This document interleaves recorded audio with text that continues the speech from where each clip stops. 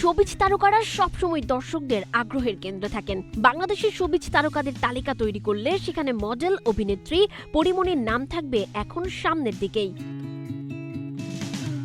সিনেমায় অভিনয় করেই আলোচনায় এসেছিলেন এই সুন্দরী নায়িকা, কিন্তু মিডিয়ায় পরিচিতি বৃদ্ধি পাওয়ার পর ব্যক্তিগত জীবনের ঘটনার কারণেও বারবার আলোচনায় আসতে থাকেন তিনি, যা এখনও চলমান আছে।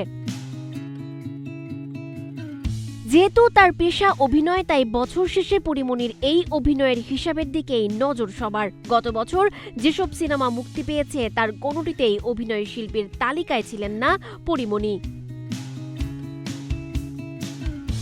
গত বছরের শুরুতে গোলাপ নামের একটি সিনেমায় অভিনয়ের ঘোষণা দিলেও এখনও শুটিং শুরুর খবর নেই সেটির। তার অভিনীত ডোডোর গল্প নামের একটি সিনেমার শুটিং শেষ হলেও এটির মুক্তির কোনো তথ্য নেই। 2020 সালে শুরু হওয়া প্রীতিলতা নামের অসমাপ্ত একটি সিনেমার ছবির কাজও শুরুর খবর শোনা গেছে।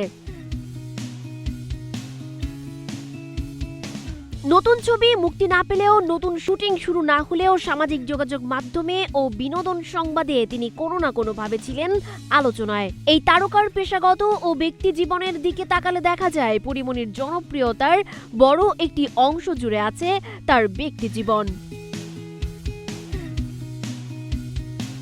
সিনেমা নিয়ে সেভাবে আলোচনায় আসতে না পারলেও বাংলাদেশি তারকাদের মধ্যে ফেসবুক পেজে সবচেয়ে বেশি অনুসারী এই তারকার।